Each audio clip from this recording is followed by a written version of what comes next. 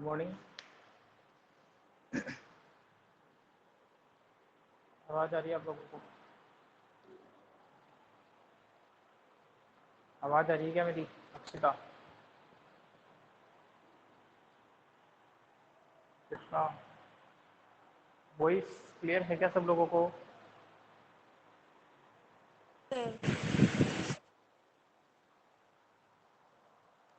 बता दीजिए, आवाज़ आ रही है क्या? आप लोगों की आवाज़ नहीं आ रही मेरे को क्लियर।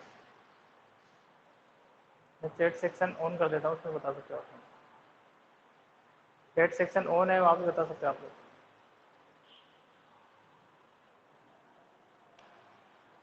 वॉइस क्लियर है या नहीं?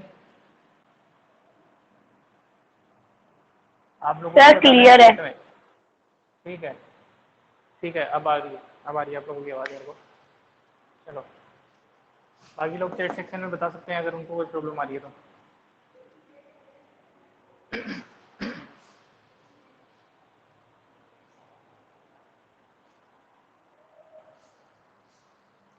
एक बार आ जाने देते हैं सभी को, कॉमर्स का ट्यूटोरियल वगैरह को स्टार्ट करते हैं। तो लास्ट क्लास में अपन ने कुछ क्वेश्चन करे, उसके अलावा एक क्वेश्चन छोड़ दिया था मैंने, मतलब थ्योरेटिकल में एक छोड़ दिया था, बाकी तो है ही। तो क्या 12th क्वेश्चन कर लिया आप लोगों ने? क्वेश्चन नंबर 12 या ट्राई किया है और नहीं हुआ हो? दो केस हो सकते हैं, या तो ट्राई नहीं किया हो या फिर ट्राई किया हो। बोलो, ट्राई किया है किसी ने question number 12? Akshita, Krishna, Sunita, no sir. Try नहीं किया या हुआ नहीं? इसके लिए नो सर है। सर ट्राई किया। सर हुआ ही नहीं था मुझसे तो। चलो मैं बताता हूँ।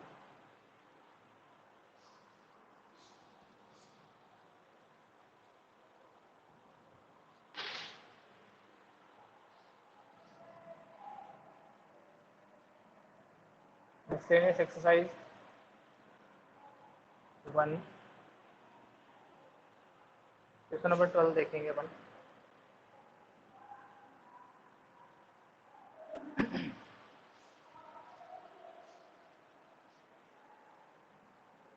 क्वेश्चन नंबर 12 बोल रहा है find sets A B C such that A intersection B, B intersection C, A intersection C are non empty sets. तीन सेट इस तरीके से बताने अपने को, कोई भी अलग अलग आंसर हो सकते हैं सबके, है ना। इस तरीके से अपने को तीन सेट इस तरीके से एडजस्ट करने हैं कि ए और बी का इंटरसेक्शन पाई नहीं आना चाहिए, है ना। नॉन एम्प्टी मतलब कम से कम एक एलिमेंट होना ही चाहिए उसमें, है ना।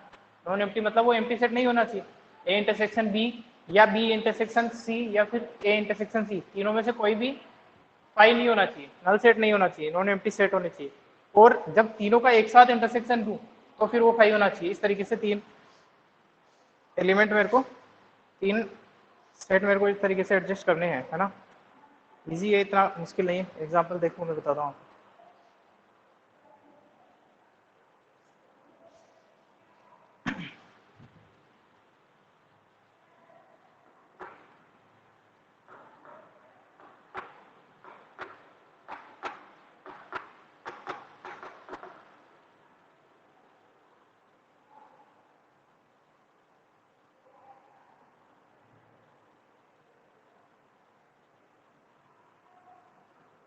नहीं आएगा प्रिय लगे तो चलो देखो, जैसे अगर मैं ए सेट ए ले लेता हूँ, सेट ए ले लेता हूँ 1 2 5 6 7 9, ठीक है। बी, अपने को जो तीन सेट बनाते वक्त ध्यान ये रखना है कि ए इंटरसेक्शन बी या फिर बी इंटरसेक्शन सी या फिर सी इंटरसेक्शन ए, इन तीनों में से कोई भी नॉन एम्प्टी नहीं होना चाहिए, है ना। जबकि तीनों का इंटरसेक्शन 5 होना चाहिए, ठीक है। इनमें से तीनों में से ये भी 5 के इक्वल नहीं है, ये भी 5 के इक्वल नहीं है, मतलब इन दोनों में भी कुछ ना कुछ एलिमेंट कॉमन है, इन दोनों में भी कुछ ना कुछ एलिमेंट कॉमन है, इन दोनों में भी कुछ ना कुछ कॉमन है। लेकिन तीनों का एक साथ जब आप लोगे तो उनमें कोई भी एलिमेंट कॉमन नहीं होना चाहिए, ठीक है। तो देखो अब जैसे सेट बी अगर मैं बनाता हूँ तो सेट बी मैंने बना दिया 2 5 11 13 कुछ भी बना सकता हूँ, ठीक है ना। 2 5 11 13 सेट सी अगर मैं बनाऊँ तो set C I can say that 1, ठीक है ना, 1। लेकिन सर 1 तो ए में आ रहा है ना। हाँ हाँ, रुको तो सही, रुको 1 मिनट। तीनों का इंटरसेक्शन की बात हो रही है। देखो अगर मैं ये 3 सेट इस तरीके से बना दूँ, तीनों का सेट बना दूँ, तो आप चेक करो ए इंटरसेक्शन बी क्या आ रहा है बताओ। ये तो खुद के ऊपर डिपेंड करते हैं किस तरीके से आप एग्जाम्पल सेट करते हो। ए और बी इस तरीके से बनाना है कि कुछ ना कुछ कॉमन आना चाहिए, 5 नहीं आना चाहिए। अगर इन दोनों में कुछ भी कॉमन नहीं आया तो इसका मतलब ये क्या हो जाएगा, फिर नल सेट हो जाएगा। बताओ ए इंटरसेक्शन बी क्या आ रहा है, बोलो। 2 2 5 और 5। 2 और 5 कॉमन आ रहा है, तो यहाँ पे आ जाएगा 2 और ये आ जाएगा 5। तो अपन बोल सकते हैं कि ये नॉन एम्प्टी है ना। नॉन एम्प्टी मतलब नल सेट नहीं है, एम्प्टी सेट नहीं है, नॉन एम्प्टी है ना, ऑब्वियसली नॉन एम्प्टी सेट है। बी इंटरसेक्शन सी को चेक करो, बी इंटरसेक्शन 11 सी में क्या कॉमन आ रहा है, 11 कॉमन आ रहा है यहाँ पे, ठीक है ना। तो ये भी एक नॉन एम्प्टी सेट है, नॉन एम्प्टी है ना। इसी तरीके से सी इंटरसेक्शन ए 1 क्या है, सी इंटरसेक्शन ए में भी 1 कॉमन है, ठीक है। ये भी वापस से क्या है, नॉन एम्प्टी है। लेकिन A intersection B intersection C निकालो, तीनों में क्या कॉमन है, तीनों में एक साथ, 5 तीनों में कुछ भी कॉमन नहीं है ना। तो इसका मतलब ये एक नल सेट हो जाएगा, 5 हो जाएगा। तो ये अपने 3 एग्जाम्पल हो जाएंगे, बिल्कुल बेसिक है तो, है ना। ये हो जाएगा 5, हो गया, इतना ही था। और हर बच्चे के आंसर अलग हो सकते हैं, कोई तुम इनकी जगह कोई और नंबर ले सकते हो, बस इस तरीके से बताने अपने को तो, है ना। Find sets A B C such that A intersection B B intersection C A intersection C are non empty and A intersection B intersection C are, sorry C equal to 5 होना चाहिए, ठीक है ना। हो गया clear Akshita, Akshita yes sir. चलो screenshot लो।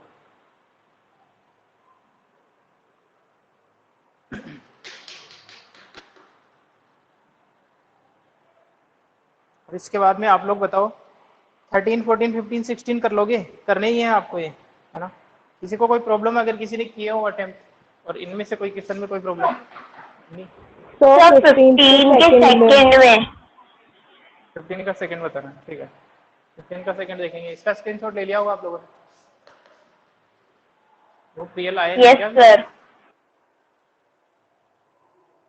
चलो question number 15 का सेकंड देखते हैं ना, 15 पूरा ही बता देता हूँ फिर।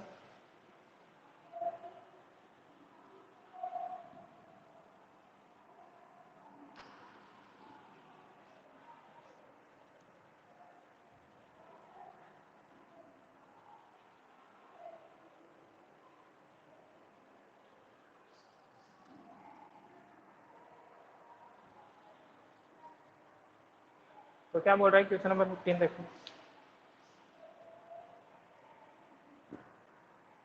ऐसे क्वेश्चन को करने के लिए अपन वेन डायग्राम का हेल्प ले सकते हैं, है ना। वेन डायग्राम की हेल्प से काफ़ी चीज़ें आइडिया लग जाती है। उसके बाद तो वो N U N A intersection भी उस तरीके से करना ही है अपने को, जो अपन सेट थ्योरी में नंबर ऑफ एलिमेंट वाले कुछ ऑपरेशंस पढ़े थे, कुछ फॉर्मूले पढ़े थे, जैसे number of element in A union B equal to n A plus n B plus, sorry minus n A intersection C, और n A union B union C, इसका अपने फॉर्मूला पढ़ा था n A plus n B plus n C minus n A intersection B minus n B intersection C minus n C intersection A plus number of element in A intersection B intersection C. Question number 15 बोल रहा है in a survey of 60 students it was found that 20 people read newspaper H, है ना। 25 जो है वो newspaper H पढ़ते हैं, 26 read newspaper T and 26 read newspaper I, 9 read both, 9 ऐसे हैं जो एच और आई दोनों पढ़ते हैं, 9 read H and I, intersection हो जाएगा 11 रीड एच एंड टी दोनों का इंटरसेक्शन हो जाएगा, and 8 read both T and I, और एंड 3 ऑल द न्यूज़पेपर्स। 3 ऐसे हैं जो सारे न्यूज़पेपर पढ़ते हैं। H intersection T intersection I equal to 3 हो जाएगा। अब क्या क्वेश्चन पूछा है उसको बाद में अपन देखेंगे, पहले जो गिवन इन्फॉर्मेशन है उसको लिख लेते हैं अपन। जो गिवन इन्फॉर्मेशन है उसको लिखते हैं पहले।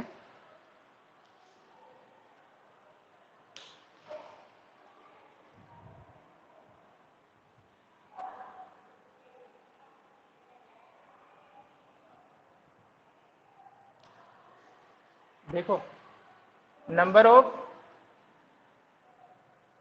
यूनिवर्सल सेट में कितने हैं, जितने टोटल सर्वेड है ना, जितनों पे टोटल 60। सर्वे किया गया है, कितने आ जाएंगे, 60 आ जाएंगे। ये क्या है, total number of people served है ना, ये है। इतना डिटेल में लिखने की वैसे जरूरत नहीं होती। Total number of people served, ठीक है, ये है वो। और ऐसे जो न्यूज़पेपर एच पढ़ते हैं, एच कितने हैं, 25। 5 है। वापस से डिटेल में लिखने का कोई मीनिंग नहीं है, फिर भी अगर तुम लिखना चाहो, है ना। Number of people read who reads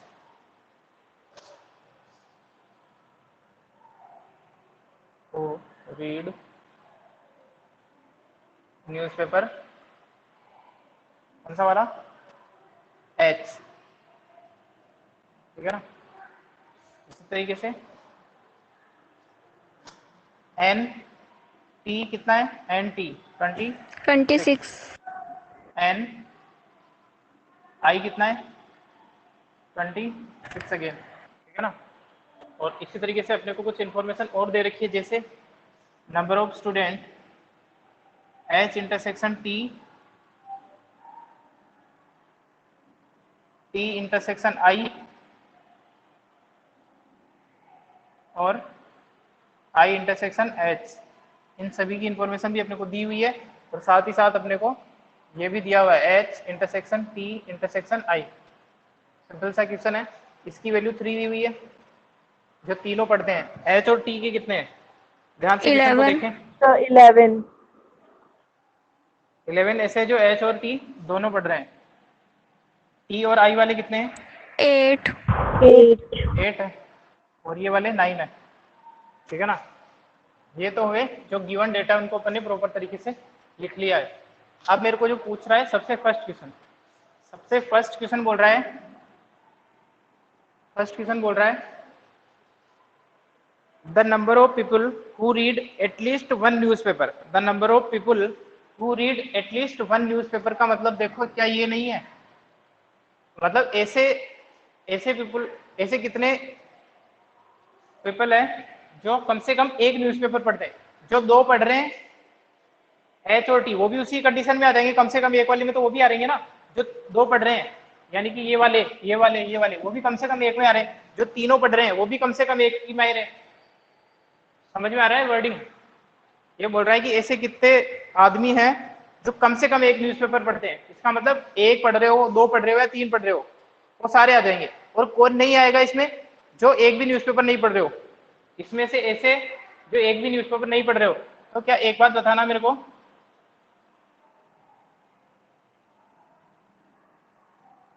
अगर अपन वेन डायग्राम बनाए, ये है आपका newspaper H T and this is I, right. अच्छा, इसको थोड़ा बड़ा बनाता हूँ, अभी क्लियर हो जाएगा सबसे वेन डायग्राम।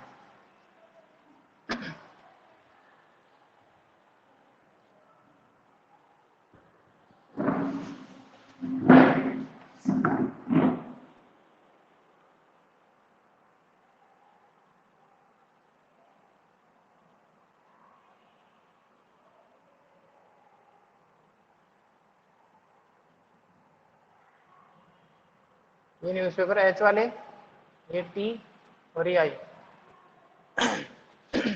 पहले इन्फॉर्मेशन को इसमें लिख देता हूँ, अभी समझ में आ जाएगा सबको।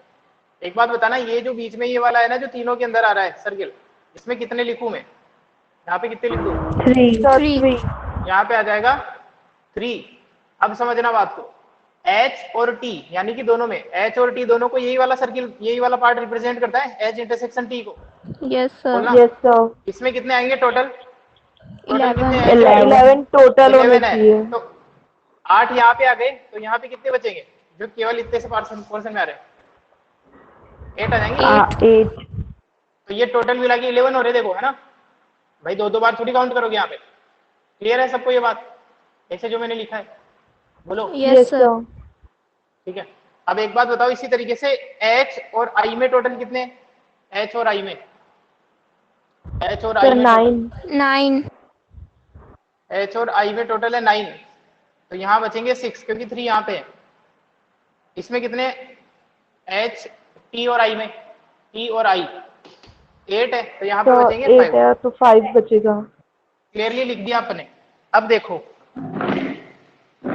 टोटल H में कितने हैं, टोटल H जो न्यूज़पेपर H पढ़ रहे हैं ऐसे कितने आदमी हैं, टोटल नंबर ऑफ पीपल 25 25 है।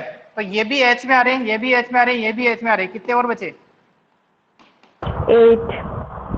8 और बचे। ठीक है, यही रिप्रेजेंटेशन है भाई। 8 ऐसे हैं जो केवल H पढ़ रहे हैं, देख लो 8 ऐसे हैं जो केवल क्या पढ़ रहे हैं, H पढ़ रहे हैं। अब इसमें इससे कई सारी इंफॉर्मेशन मिल सकती है मेरे को इस तरीके से। अगर मेरे को पूछेगा ना ओनली H पढ़ने वाले कितने हैं, 8 है, लिखना तो अपन देखेंगे अभी कैसे लिखते हैं। यहाँ पे कितने आएंगे बताओ, T वाले के 10 टोटल सर 26 है, 10 26 है, तो यहाँ पे कितने आ जाएंगे, 10 आ जाएंगे। और यहाँ पे कितने आएंगे, 12 यहाँ पे आ जाएगा 12। अब अपने को जो ये पूछ रहा है उसकी बात समझना, ये पूछ रहा है कि ऐसे कितने पीपल है जो कम से कम एक न्यूज़पेपर पढ़ते हैं, एटलीस्ट वन। तो एटलीस्ट वन वाले ये आ जाएंगे ना सारे, इन सभी का यूनियन अगर मैं ले लूं तो भाई ये जो टोटल है, टोटल 60 है, तो 60 में से ये वाले जो है, ये जो मैंने शेड किया है एरिया, ये तो वो वाले है ना जो एक भी न्यूज़पेपर नहीं पढ़ रहे। जो मैंने एरिया शेड किया है वो तो 60 में से वो वाले जो एक भी न्यूज़पेपर नहीं पढ़ रहे, बोलो।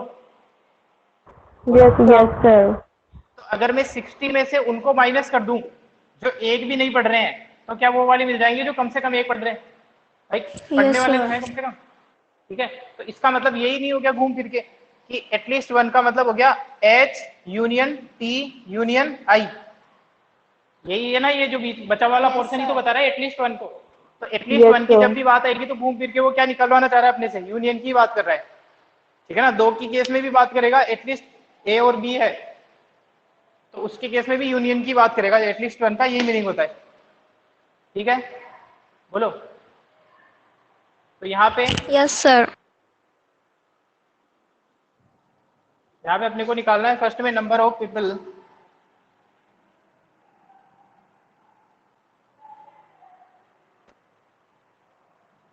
number of people who read at least one newspaper।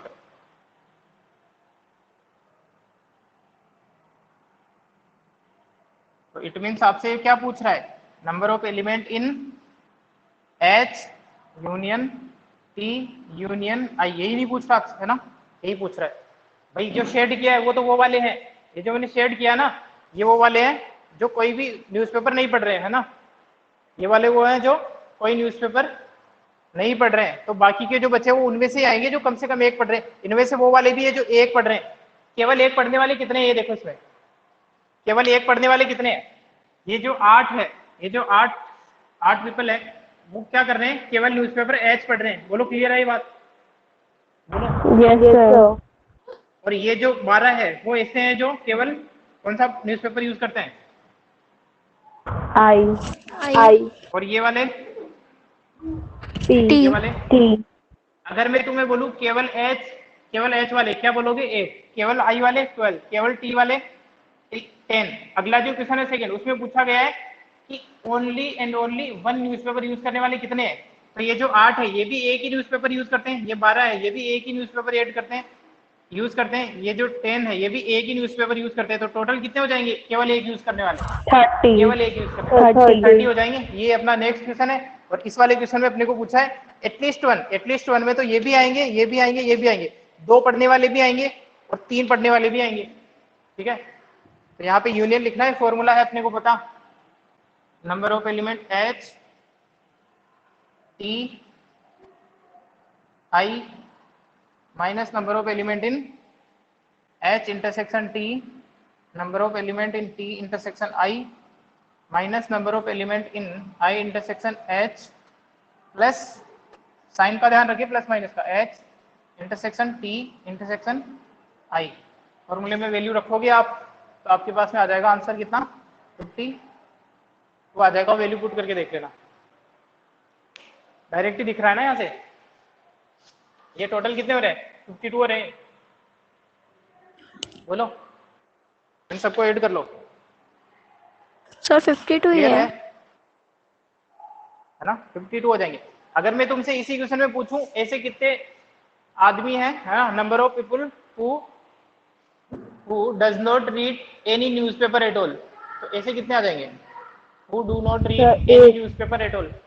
8 ऐसे हैं जो एक भी न्यूज़पेपर नहीं पढ़ रहे। भाई 60 टोटल है और 52 इस एरिया के अंदर आ गए, तो जो शेडेड में कितने आएंगे? 8 आएंगे। इनमें अगर कुछ और क्वेश्चन भी ऐड करना चाहे, और अगले क्वेश्चन का आंसर जो है, अगला क्वेश्चन देखते हैं। सेकंड में पूछ रहा है अपने को,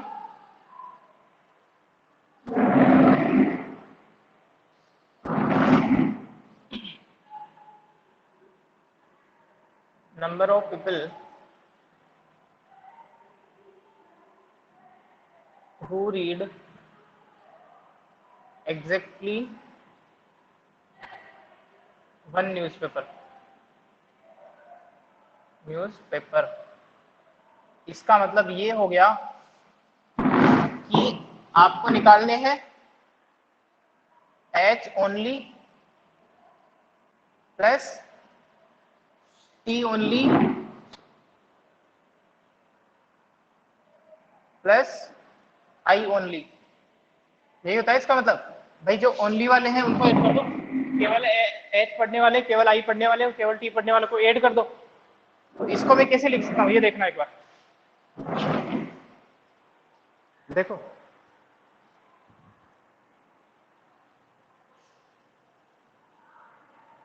ये तो डायरेक्ट आंसर तो अपने पास में वेन डायग्राम से आ ही गया। इसको लिखने का जो तरीका है उसको मैं ऐसे लिख सकता हूँ, H ओनली वाले जो है ना,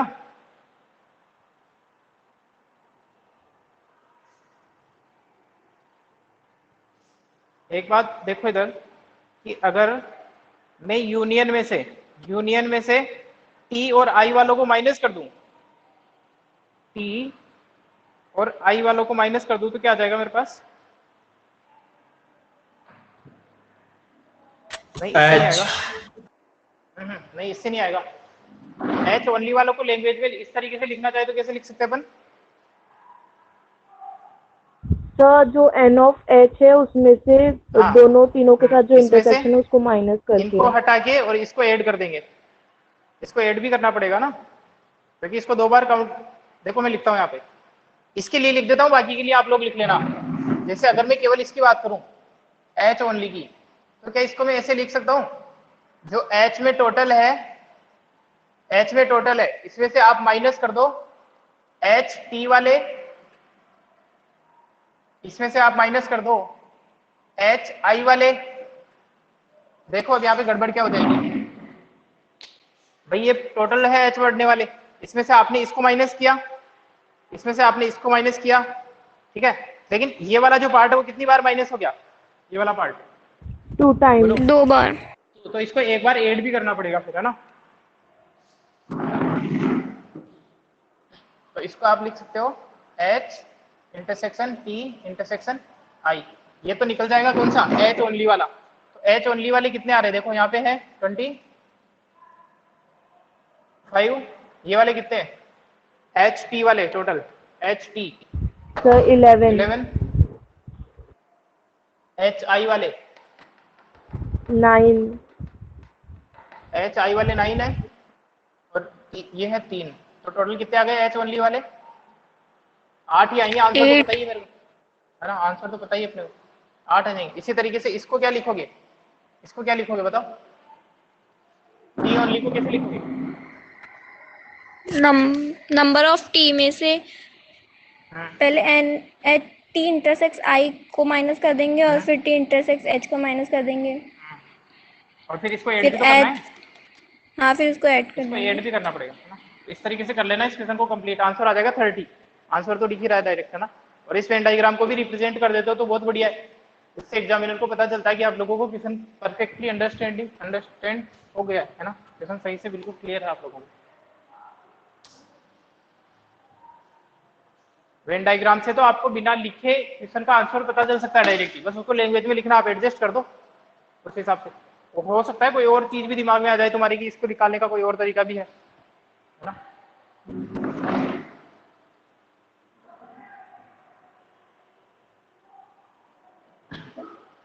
सर बोलो।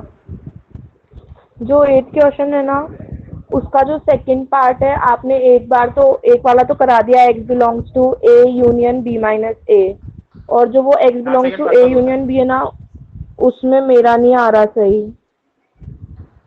अच्छा उसको बताऊंगा चलो मैं, तो वो मैंने अभी देखा भी नहीं, उसमें थोड़ा आपको, हाँ उसको देख के बताता हूँ मैंने पास में। ट्राई तो किया है तुम लोगों ने, और कल वाली क्लास देखी थी तुमने निहारी का? सर कल वाली नहीं ली क्लास थी। देखी थी? हाँ देख ली बट नहीं, बाद में। तो कोई क्वेश्चन में डाउट है कल जो डिस्कस हुए थे उनमें? No sir. एट का सेकंड पार्ट में बता दूंगा बाद में ना, फिर कभी थोड़ा सा टाइम है, आज अपन सेकंड चैप्टर स्टार्ट करने की सोच रहा हूँ। Okay sir. तो ये हो जाएगा फिर है ना। अच्छा कुछ बच्चों जरूरी नहीं है यही यूज करना है आपको, तो मैं डायग्राम की हेल्प से ऐसे भी लिख सकता हूँ, अगर आप एच ओनली निकालना चाहो ना तो देखो ये भी हो सकता है ना। अगर मैं यूनियन में से जो टोटल है यूनिवर्सल सेट, इसमें से अगर मैं टी टी यूनियन आई माइनस कर दूं, टी यूनियन आई माइनस कर दूं, ये जो पूरा है यूनिवर्सल, नहीं उससे नहीं आएगा, इससे तो आएगा नहीं लेकिन है ना, सर फिर उससे है ना वो इससे भी नहीं बच आएगा जाएंगे सर। ना, वो जो बिल्कुल ही नहीं ये पढ़ते वाले, हैं। ये बाहर वाले, ये बाहर वाले भी बच जाएंगे। चलो इसको करना कंप्लीट।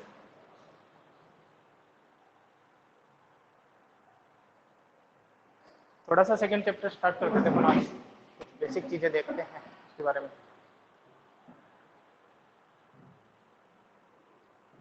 और इसके सारे क्वेश्चन जो अपने इतने दिनों से टाइम दिया है इन क्वेश्चन को, तो प्लीज इनको बिना देखे जरूर करें, अदरवाइज नहीं हो पाएंगे तुमसे। ठीक है, भले इजी है लेकिन जब तक प्रैक्टिस प्रैक्टिस नहीं करोगे थ्योरेटिकल क्वेश्चन में प्रॉब्लम आ सकती है ना। ले लें इसका स्क्रीनशॉट। Yes sir. चलो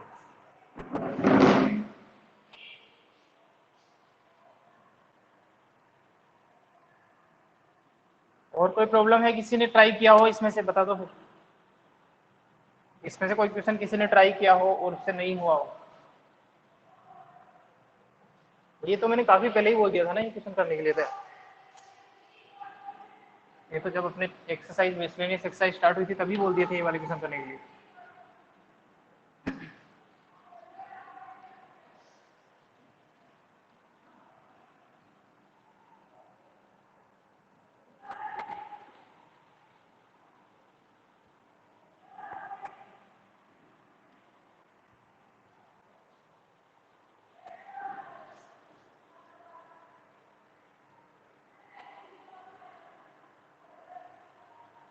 सेकंड चैप्टर स्टार्ट करते हैं,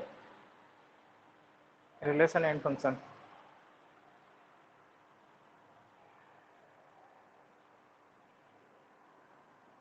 चैप्टर का नाम बता दो एक बार मेरे को, रिलेशन एंड फंक्शन ही है ना? इस वाले मोबाइल में है नहीं मेरे पास में chapter. Yes sir.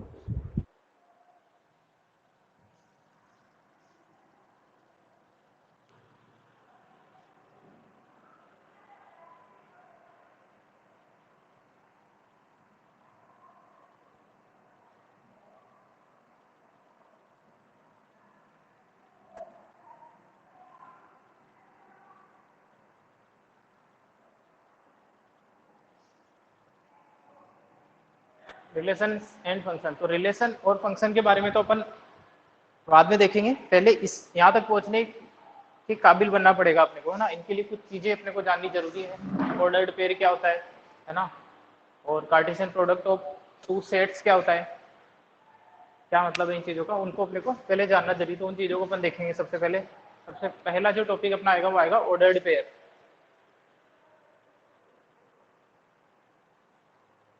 Ordered pair.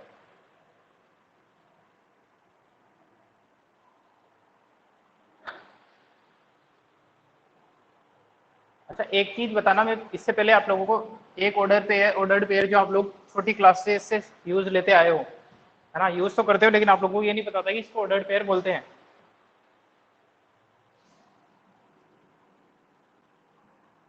ये किस चीज को रिप्रेजेंट करता है? 2,3।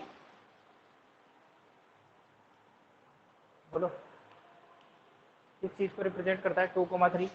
इस तरीके से जब अपन लिखते हैं, सर मतलब कैसे, वो बोलो। समझे नहीं क्वेश्चन। अरे ये कभी यूज किया तुमने ये सिंबल इस तरीके से पॉइंट? तो ग्राफ में ग्राफ के कोऑर्डिनेट अंदर को किया है सर। रिप्रेजेंट करते हैं। Yes sir, graph. Coordinate geometry में अपन पॉइंट्स को नोट करते हैं ना इसे, जहाँ पे अपने Yes, को जो sir. फर्स्ट एलिमेंट है, तो ये जो तुम यूज करते थे ना वहाँ पे, इन्हीं को बोलते हैं ऑर्डर्ड पेयर। और ऑर्डर्ड पेयर का एक यूज तुमने वहाँ पे देखा था। इसके कई सारे यूज होते हैं, लेकिन एक यूज जो वन ऑफ द यूज है वो आपने देखा था कोऑर्डिनेट ज्योमेट्री में, जहाँ पे ये जो है पूरा टोटल तरीके से लिखा हुआ है, इसको बोलते हैं ऑर्डर्ड पेयर। पेयर क्यों? देखो इसमें कितने एलिमेंट दिख रहे हैं तुम्हें? 2 एलिमेंट है। कितने एलिमेंट दिख रहे हैं? 2. बोलो। तो 2 टू। एलिमेंट है, ठीक है। तो इसलिए इसको ये पेयर हो गया 2 एलिमेंट का। और यहाँ पे हर हर एलिमेंट अपने आप में अलग इंफॉर्मेशन दे रहा है।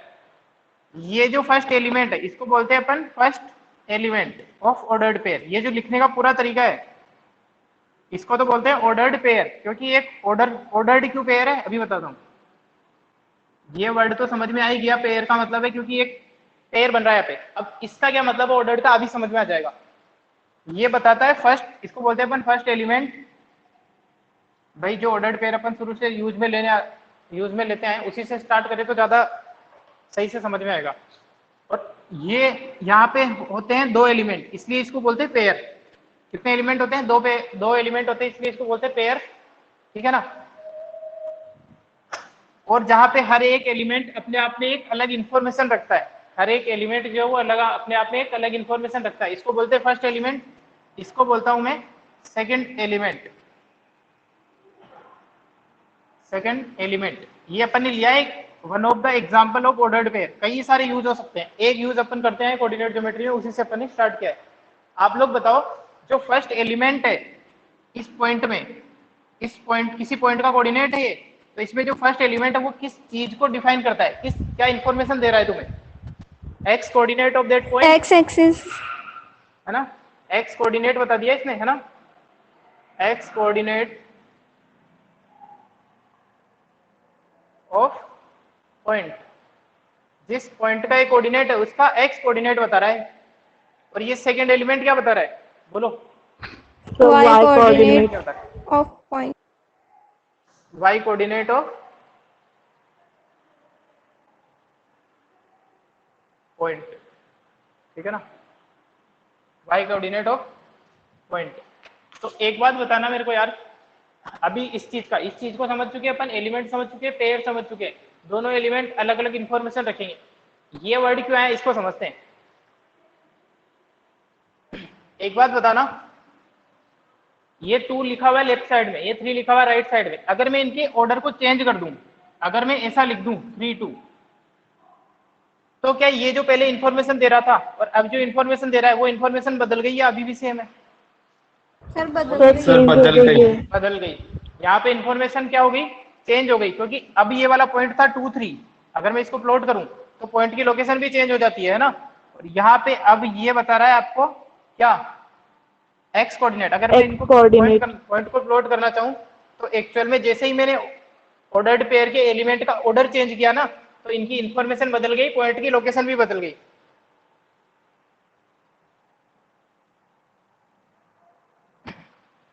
देखो 2 3 कहाँ पे आएगा? राइट साइड में 2 2 चलना है, 3 चलना है इस डायरेक्शन में, तो ये है अपना 2 3। ठीक है 3 2, ये हो जाएगा अपना 3 2। ठीक है, देखो जैसे ही एलिमेंट का ऑर्डर चेंज हुआ और इसके इस ऑर्डर पेयर जो इन्फॉर्मेशन दे रहा था वो भी चेंज हो गई है, तो इसका मतलब ये हुआ, एक बात बताना, ये जो ऑर्डर्ड पेयर होता है इसमें एलिमेंट्स का जो ओरिएंटेशन है, एलिमेंट का जो ऑर्डर है, इसका अपना सिग्निफिकेंस है या नहीं, मतलब इनको चेंज करने से इनकी है। इन्फॉर्मेशन बदल रही है, इसका मतलब ऑर्डर का सिग्निफिकेंस है यहाँ पे। ऐसा नहीं होगा जैसे अपन सेट में लिखते थे 1 2 3, चाहे मैं ऐसा लिखूं चाहे 2 1 3 लिखूं, तो क्या यहाँ पे ऑर्डर का, एलिमेंट के ऑर्डर का सिग्निफिकेंस था सेट्स के केस में? बोलो। No sir. नो नहीं सर। था। लेकिन ऑर्डर पेयर का एग्जांपल अपन ने साफ साफ दिया है आपके सामने कि ऑर्डर्ड पेयर के एलिमेंट का जो ऑर्डर चेंज होगा, है ना, ऑर्डर्ड पेयर के एलिमेंट का ऑर्डर चेंज होगा तो इन्फॉर्मेशन चेंज होगी। इसका मतलब 2 3 is not equal to 3 2, 2 3 is not equal to 3 2, ये अलग चीज है और ये अलग चीज है। तो इसीलिए ये आया ऑर्डर्ड पेयर। ऑर्डर्ड पेयर क्यों? क्योंकि यहाँ पे नंबर ऑफ ये जो एलिमेंट है इनके ऑर्डर का भी अपना एक इंपॉर्टेंस है। 2 3 और 3 2 इक्वल नहीं है यहाँ पे। थोड़ा थोड़ा क्लियर हुआ? बोलो। Yes sir. यस तो सर। यहाँ पे ऑर्डर पेयर के बारे में अपन ने इतनी चीज जानी है कि ऑर्डर पेयर में कितने एलिमेंट होते हैं, 2 एलिमेंट होते हैं, जहाँ पे फर्स्ट एलिमेंट अलग इन्फॉर्मेशन देगा, सेकंड एलिमेंट अलग इन्फॉर्मेशन देगा। और अगर आप इनका ऑर्डर चेंज करते हो, अगर आप इनका ऑर्डर चेंज करते हो, या फिर ये से बोलो सिंपल कि इनका ऑर्डर जो है अपने आप में अलग इंपॉर्टेंस रखता है, हर एक एलिमेंट का ऑर्डर, फर्स्ट एलिमेंट का ऑर्डर, तो इसका मतलब 2 3 और 3 2 इक्वल नहीं होते हैं, है ना। अब कब इक्वल हो सकते हैं? अगर मान लो कोई ऑर्डर पेयर 2 3 इक्वल होना है तो किसके इक्वल हो सकता है? केवल और केवल 2 3 के इक्वल हो सकता है। सही है भाई, 2 यस 3 सर। कोऑर्डिनेट ज्योमेट्री में पॉइंट केवल 2 3 पे ही ओवरलैप करेगा, और कोई पॉइंट हो नहीं सकता ना। तो इसका मतलब ये हुआ यस कि सर। अगर दो ऑर्डर्ड पेयर है इस तरीके से A1 B1 और एक ऑर्डर्ड पेयर है A2 B2, अगर आपको बोला है कि ये इक्वल है तो ये केवल और केवल तब इक्वल होंगे जब करस्पॉन्डिंग एलिमेंट जो है वो सेम रहे। फर्स्ट एलिमेंट फर्स्ट के सेम हो, सेकंड एलिमेंट सेकंड के सेम हो। बोलो क्लियर है? Yes sir. Yes sir. आई बात समझ यस में? सर।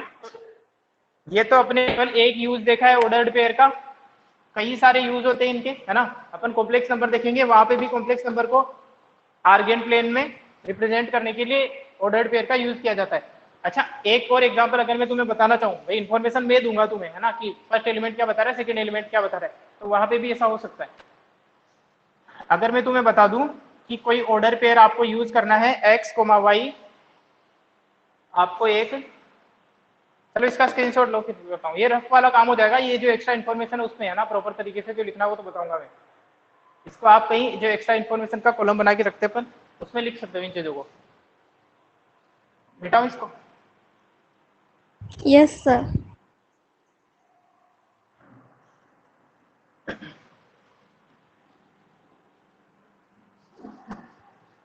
तो दो तीन चीजें अपन यहाँ पे सीखी। ऑर्डर्ड पेयर में 2 एलिमेंट होते हैं, ठीक है, और ऑर्डर का अपना इंपॉर्टेंस होता है। 2 element, first element second element, और एलिमेंट के ऑर्डर का अपना इंपॉर्टेंस होता है, इसलिए उसका नाम है ऑर्डर्ड पेयर, क्योंकि ऑर्डर का एक इंपॉर्टेंस है। मतलब ऑर्डर चेंज करोगे तो उसकी इंफॉर्मेशन चेंज होगी।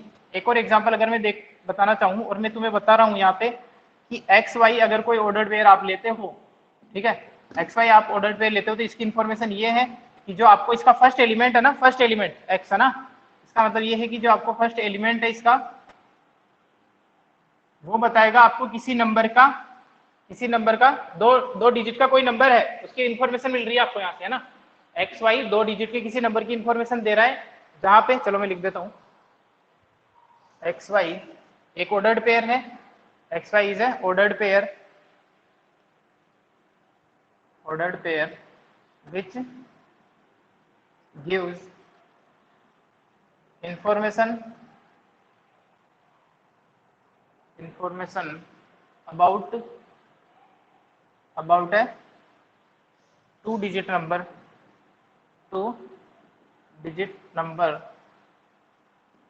जहां पे जो आपको फर्स्ट एलिमेंट आपको बता रहा है यूनिट डिजिट के बारे में, ठीक है, यूनिट प्लेस पे जो डिजिट आ रहा है उसके बारे में बता रहा है, यूनिट डिजिट के बारे में। और सेकंड एलिमेंट आपको बता रहा है सेकंड एलिमेंट आपको बता रहा है जो 10th प्लेस पे जो डिजिट आ रहा है ना, 10th प्लेस पे जो डिजिट आ रहा है उसके बारे में बता रहा है। 10th प्लेस मतलब जैसे 2 3 5 है तो ये 1s 10th 100 इसी तरीके से काउंट करते पता नहीं तो बेसिक सी चीज है। बोलो। Yes sir. है ना, इसमें तो कोई प्रॉब्लम नहीं है।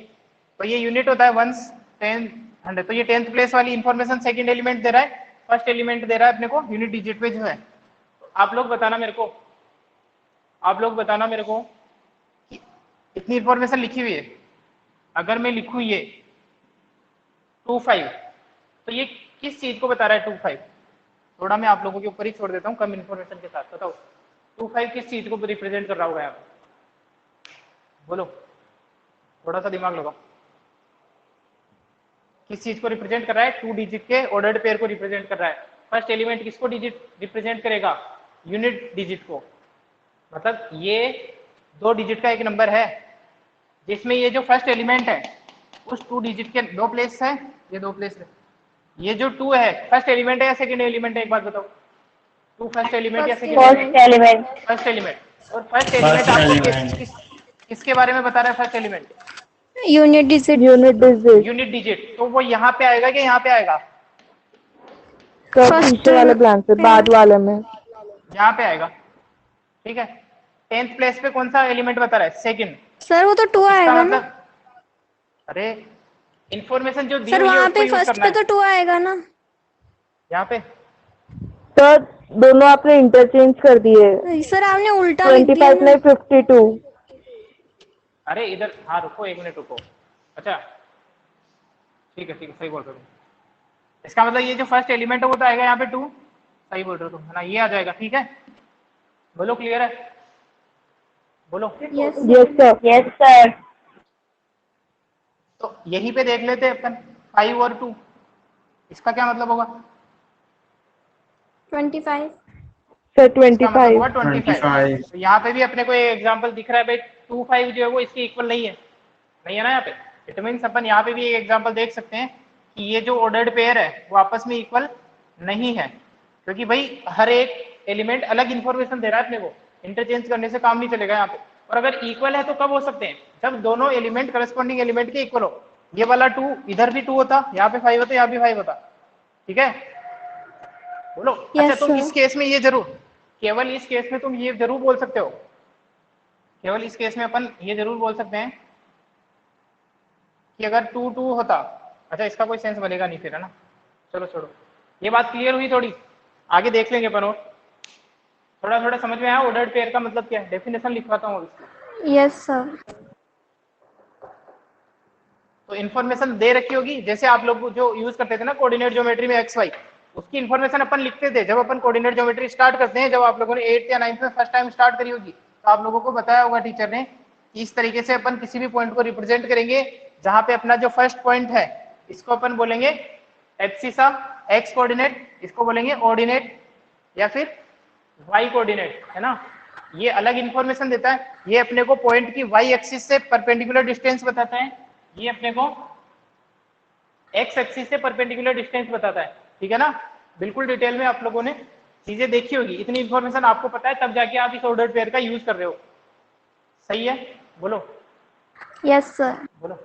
अब उस इंफॉर्मेशन को आप बार बार तो लिखते नहीं हो ना, क्योंकि आपको पता है अभी तक आपने इसका यूज ही केवल एक देखा है। ठीक है, तो इस तरीके से इंफॉर्मेशन होती है हर ऑर्डर्ड पेयर की।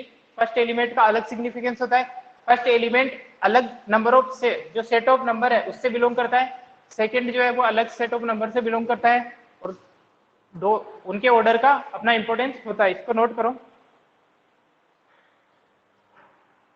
सब कुछ बता दिया, बस लिखवाना बाकी है छोटी सी डेफिनेशन, उसके बाद ज्यादा आज क्लास को खींचेंगे नहीं, कुछ तो चुकी है वैसे।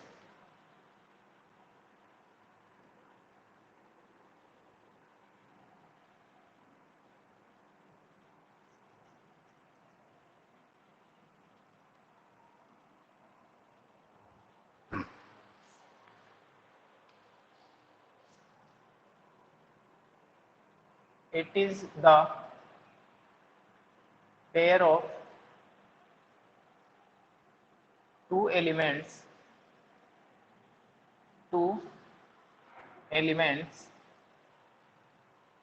in which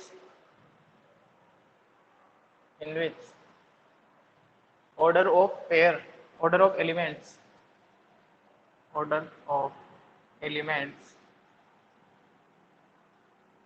has their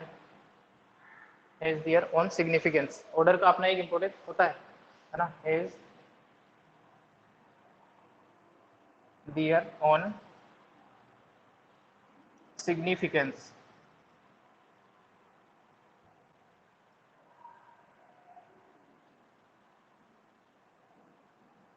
ठीक है, यही मैंने आप लोगों को समझाया और इसी को ऊपर ने लिखा है। क्या होगा, एक इट इज द पेयर होगा, दो एलिमेंट का एक पेयर होगा, ऑब्वियसली पेयर दो एलिमेंट का ही होगा। It is the pair of two element in which order of each element has its own significance. या फिर इसको अपन सिंप्लीफाई करके बोलना चाहें तो ये भी लिख सकते हैं, इट मीन्स अगर दो ऑर्डर्ड पेयर है A B, this will not be equal to B A, है ना। अगर सिंपल यही बात है, बोलो क्लियर है, क्योंकि अलग अलग इन्फॉर्मेशन दे रहा है फर्स्ट एलिमेंट और सेकंड एलिमेंट। तो ये अपना ऑर्डर्ड पेयर है। इसी तरीके से आप लोगों के दो ही वाले आएंगे, लेकिन अगर मान लो किसी ऑर्डर्ड पेयर में एक्स्ट्रा इन्फॉर्मेशन नहीं है ना, ये कुछ चीजें एक्स्ट्रा है, ये तो ऑर्डर्ड पेयर दो दो वाले है ना। अगर मान लो किसी ऑर्डर्ड पेयर में अलग इन्फॉर्मेशन है, जैसे 3 से मिलकर बना है कोई ऑर्डर पेयर, है ना, कोई ऑर्डर पेयर नहीं बोलेंगे फिर इसको ना, कोई इस तरीके से रिप्रेजेंटेशन। अच्छा, रिप्रेजेंटेशन बताने की जरूरत नहीं है अलग से, रिप्रेजेंटेशन बताने की जरूरत नहीं है। कैसे रिप्रेजेंट करते हैं, एक फर्स्ट ब्रैकेट जो होता है अपना राउंड ब्रैकेट, उसमें एलिमेंट लिख दिए जाते हैं, तो वो ऑर्डर पेयर को रिप्रेजेंट करने का तरीका सिंपल है ना, अलग से रिप्रेजेंटेशन पढ़ने की जरूरत नहीं है। केवल और केवल यही तरीका, ऐसे नहीं लिखेंगे आप, ऐसे नहीं लिखेंगे। इसका क्या मतलब हो जाएगा अगर ऐसे लिख दूंगा तो ये ऑर्डर्ड पेयर नहीं रहेगी, क्या बन जाएगा, सेट बन जाएगा ये, है ना। ऐसे लिख सकते हैं लेकिन लिखना नहीं अपने को ना, ऐसा कहीं मतलब तुम्हारे तो नहीं आएगा कहीं, लेकिन इन जनरल ये वाला रिप्रेजेंटेशन भी यूज में लिया जाता है। तुम लोगों को नहीं देखने को मिलेगा ना तो बोर्ड क्लास में, ना किसी कॉम्पिटेटिव एग्जाम में, है ना। इस तरीके से भी लिख सकते हैं। बाकी करली ब्रेसेस तो बिल्कुल यूज ही नहीं लेने, क्योंकि वो तो सेंस ही चेंज कर देगा, उसका मतलब तो सेट हो जाएगा। इस तरीके से अगर किसी ऑर्डर्ड पेयर की अपन देखते हैं, अगर किसी में दो पेयर हो, तीन पेयर हो सॉरी, तो उसको बोलते हैं ऑर्डर्ड ट्रिपलेट, ऑर्डर्ड ट्रिपलेट। ठीक है, जरूरी नहीं है याद रखो तो भी ठीक, कोई एक एक्स्ट्रा इन्फॉर्मेशन। क्यों ट्रिपलेट, क्यों तीन है इसलिए, है ना, तीन है इसलिए। अगर इसी तरीके से मान लो किसी, भाई हर की इन्फॉर्मेशन अलग होगी, अब यहाँ पे कुछ और केस समझ लो अलग अलग, ये अलग इन्फॉर्मेशन दे रहा है, ये अलग इन्फॉर्मेशन दे रहा है, ये अलग इन्फॉर्मेशन दे रहा है, ठीक है ना। अगर मान लो ए बी सी इस तरीके से एन एलिमेंट है, एन एलिमेंट है, तो उसके लिए होता है एन टपल। आपको ज्यादा मीनिंग पे नहीं जाना है ना, एन टपल बोलते हैं उसको। एन है तो इसको अपन टू टपल भी बोल सकते हैं, ऑर्डर्ड पेयर को, है ना, टू टपल, इसको थ्री टपल भी बोल सकते हैं। बोलो क्लियर है। Yes sir. इस पे ज्यादा जाना नहीं है वैसे, ये तो वैसे ही एक्स्ट्रा में बताया ना। इसका ज्यादा से ज्यादा ध्यान रखते तो इसको ऑर्डर ट्रिपलेट बोलेंगे, पेयर नहीं बोलेंगे, पेयर का मतलब दो से हो जाता है इन जनरल, है ना। तो ये अपन ने ऑर्डर्ड पेयर देखा, ये भी अपन ने समझा कि जो दोनों एलिमेंट है वो अलग अलग सेट से बिलोंग करते हैं, सेट ऑफ थिंग्स से बिलोंग करते हैं। भाई ये अलग चीज बता रहा है, ये अलग चीज बता रहा है, ये किसी और सेट से बिलोंग कर रहा होगा, ये किसी और सेट से बिलोंग कर रहा होगा, है ना। और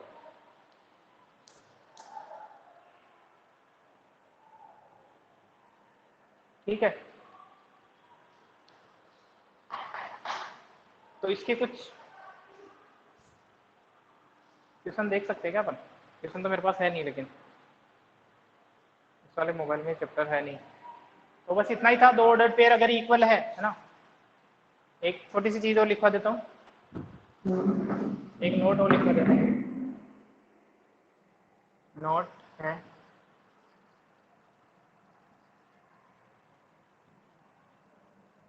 to ordered pairs, two ordered pairs will equal if and only if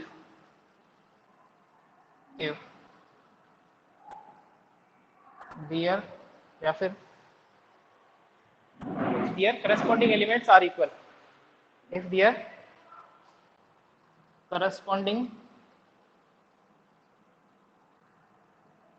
elements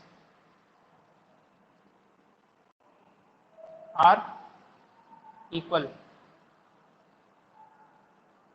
ठीक है, मतलब ये हुआ कि अगर दो ऑर्डर्ड पेयर इक्वल है तो केवल तभी होंगे जब पहले ऑर्डर्ड पेयर का फर्स्ट एलिमेंट और दूसरे ऑर्डर्ड पेयर का फर्स्ट एलिमेंट इक्वल हो, पहले ऑर्डर्ड पेयर का सेकंड एलिमेंट और दूसरे ऑर्डर्ड पेयर का सेकंड एलिमेंट इक्वल हो, केवल और केवल तभी इक्वल हो सकते हैं। इसका मतलब ये भी लिख सकते हैं, मीन्स मान लो ये दिया हुआ है ना, मान लो इफ आपको दिया हुआ है A1 B1 इक्वल है, दे रखा है, तो इसका क्या सिग्निफिकेंस निकालोगे तुम? इट इम्प्लाइज दैट, बोलो। A1 is equal to A1 A2 के and इक्वल है, B1 is B1 B2 के equal to इक्वल है। B2 and B1 equal to B2, ये केवल और केवल तभी इक्वल होते हैं, अदरवाइज इक्वल नहीं हो सकते। चलो आज के लिए बहुत है, इसका स्क्रीनशॉट ले लो। ऑर्डर्ड पेयर के बारे में अपन ने थोड़ा बहुत देखा, दो ऑर्डर। अच्छा, इसके बेस पे तुम ये कुछ क्वेश्चन भी कर सकते हो, 2.1 का एक आध क्वेश्चन भी अटेम्प्ट कर सकते हो, है ना। इतनी इंफॉर्मेशन के बेसिस पे भी एक दो क्वेश्चन हो जाएंगे।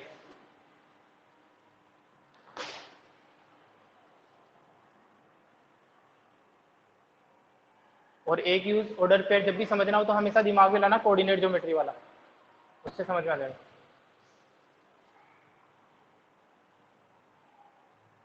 ले लिया स्क्रीनशॉट? Yes sir. चलो क्लास एंड करता हूँ।